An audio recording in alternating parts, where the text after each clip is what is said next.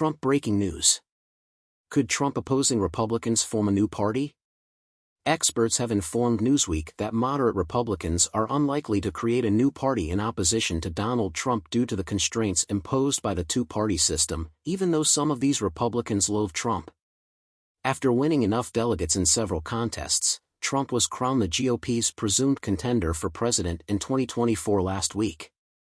At the same time, Trump friend Michael Whatley and his daughter-in-law Lara Trump were elected as co-chairs of the Republican National Committee, proving that the MAGA movement has successfully penetrated the Republican Party. Those who do not agree with Donald Trump are free to leave the party, according to Lara Trump's statement last week on Real America's Voice. Some moderate Republicans and those who backed Nikki Haley, who challenged Trump in the primaries, have made it clear that they would never vote for Trump, and the fact that MAGA won't stop anti-Trump dissent and party infighting is a major factor. The Republican Voters Against Trump PAC spent $50 million on 100 videos this week in which anti-Trump Republicans explained why they no longer support him, adding to the coordinated protests that Trump has been facing. For comment, Newsweek emailed Republican Voters Against Trump, the Republicans' razor-thin advantage in the House has shrunk to 218 over 213, and Colorado Congressman Ken Buck's abrupt resignation last Tuesday leaves his seat empty beginning next week.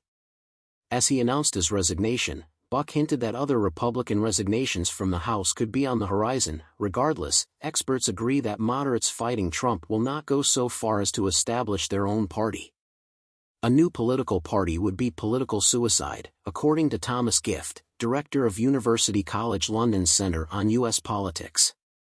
To the Gift, Trump has transformed the GOP fully in his own image. Insider, 2019. A small number of Republicans who identify as part of the establishment would like to see the party split from its leader, but they would still be unable to form a majority strong enough to govern.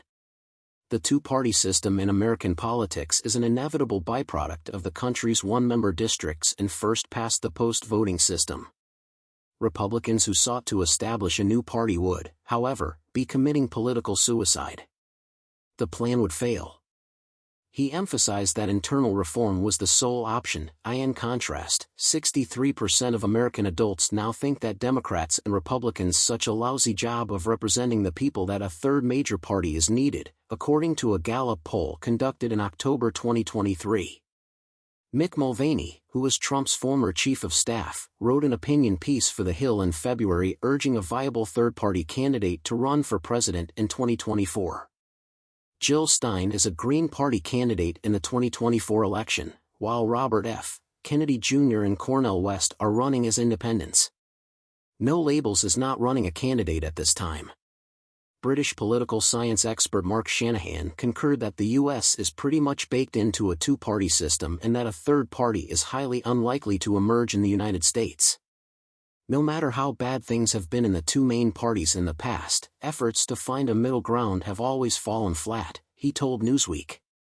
Also, keep in mind that the two major political parties' extremes have always been very similar. For example, the far left of the Republican Party and the far right of the Democratic Party are practically indistinguishable. While some moderate Republicans may look to the Democrats for shelter in times of crisis, many are banking on the 2024 election to be the last bastion of Trumpism. If Trump loses, it would be foolish to assume that Republicans from the middle class will magically reclaim their prominent roles.